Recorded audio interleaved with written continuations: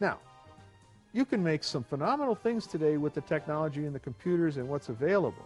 You can recreate this piece exactly to it, probably right down to the physical weight. But this one that's lived 70 years versus this one that was made last week Tuesday, there's no romance, there's no charm, there's no uniqueness to it. And the fact that every one of these pieces has probably got a mark on it, every one of it somewhere has got a scratch on it that was put on by either the unforgiving child or the loving owner. This too is part of the guardianship, shall we say, that we carry on. Now the walls themselves have standard gauge trains mounted on 8-inch glass shelves because they just take up too much room to put them in actual cases. A little more dusting to be done, but it's a fairly impressive display that tends to run all the way to the ceiling. I'm at a situation in this room right now that if I bring a large train in, a large train has to go out. This is not good.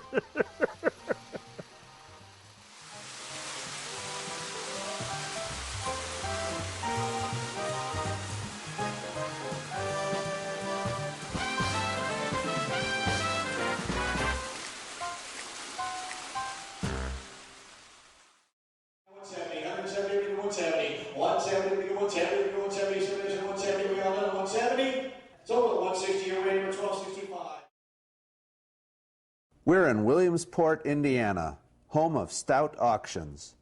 Today, more trains are for sale than ever. Collectors are getting older and deciding to sell their trains at auction rather than burden their families, who, many times, have no idea of the collection's value.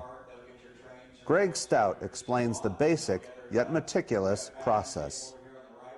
And the long process is the fact that every item that we sell, we make a description, a computer description, we take a photograph of it, and then we put it out in the cases for display for the auction, and then we have the auction once we have enough material for a good auction.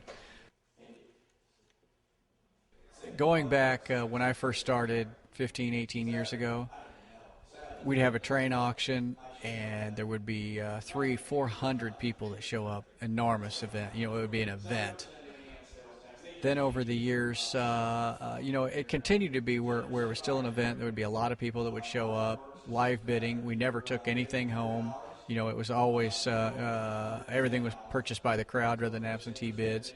And then it started going into absentee bids. Well, then the advent of the Internet, we ended up we take a lot of absentee bids through the Internet, and so then we ended up bringing a lot of stuff back, and that's when we ended up building our own gallery rather than moving the stuff back and forth.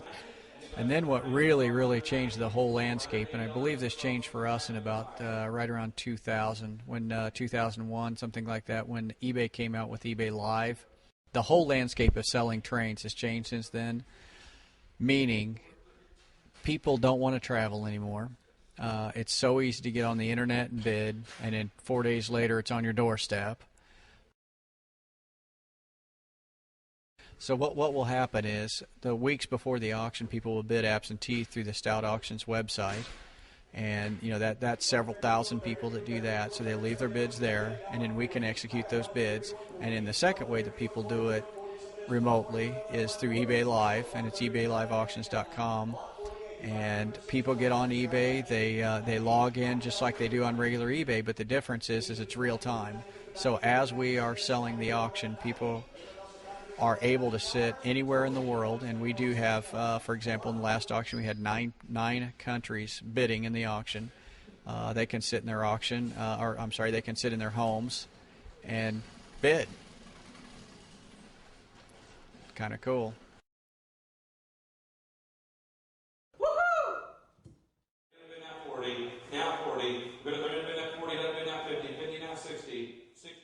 Probably the more memorable auctions or pieces that we've had. One of the biggest pieces, well, for me, is we sold a 20th Century Limited pre-war set about 2 years ago, and that ended up bringing in a little over $250,000. And when that kind of a price starts getting there, my heart was beating 100 beats a minute. We were pretty excited about that. Beautiful train. It was an absolutely gorgeous train. We sold a boy set for a man out of Michigan a few years ago. And again, that was exciting because there are so few true boy sets that are not pieces put together. Sold a Mayflower a few years ago also. That was another gorgeous train. When you see that chrome Mayflower in top condition, it just, again, gets the heart pumping. Yes, now 80, we go 80, I'm going to go 90, we do 90, down, we do 90, we do 90, so this, 90, we all done at $90, then rounds at 90, now 100, $100, we go 110. The future for the train world is a tough call. I wish I had the crystal ball to say, but I think there's a lot of people that are interested in newer trains. There's a lot of people that are interested in the older trains too. It's just a changing demographic because the older generation likes trains because they grew up with them. The younger generation look at them more as a collectible and didn't grow up with them. So it's tough to say what the future actually holds. I just know that we'll be selling trains till I'm 80.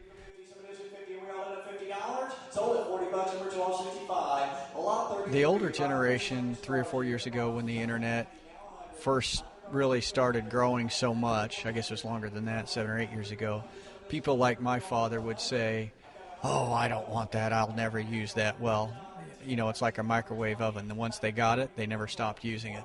And I think a lot of the older generation really are connected now, not like they were not 10 years ago.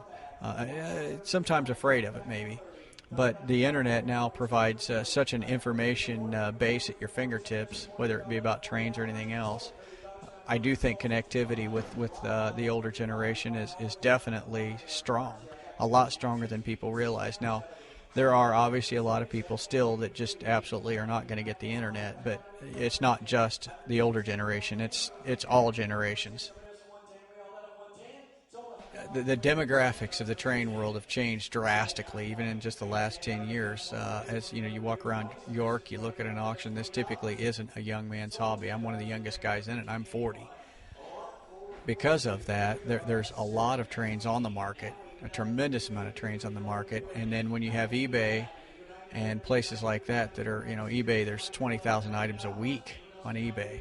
But yet you still have all the train shows going on. You still have auctions going on. It's a tremendous amount of trains. And then you have an aging demographic that's selling the trains, buying the trains also.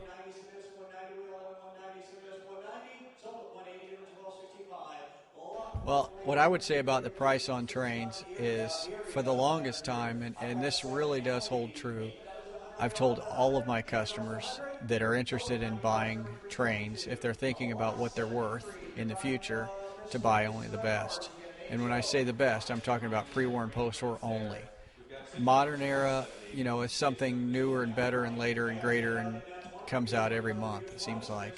So the market on those, it's a big market, but there's so much of it because all the manufacturers have produced so much product. I mean, you've got 38 years of product in the modern era category, and you figure out that they're pumping out more every day. Just keeps coming and coming and coming. But as far as the prices are concerned, everyone knows, it's no secret, prices have dropped a lot. But the upper, very, very upper end of the market has stayed strong. It's not quite as many people as it was 10 years ago, 15 years ago, but true high-grade minty trains from the pre- and post-war era. And when I say true mint, I mean true mint, not somebody's put new wheels on it and called it mint, or somebody's used car polish and tried to make it mint, or taped the flaps back together to make it mint. But a true factory mint piece, prices are phenomenal. And the problem with today's market is there's so little of that on the market. So much of that type of material is in collections and not available for sale, and the only time it becomes available for sale is if someone passes away, typically, because the guys that collect this kind of trains, they just love them. They absolutely love them, and it's not a matter of money, it's a matter that they love the trains. 2.5, 2.25, 2.5, 2.5, sold for 12.65 to fire. All right, here we go. 39. What do we got? 60 now, 70. 70 now, they're going to go 70 on the Texas Special. 70 in the back now, 80. 80 now, they're going to go 80.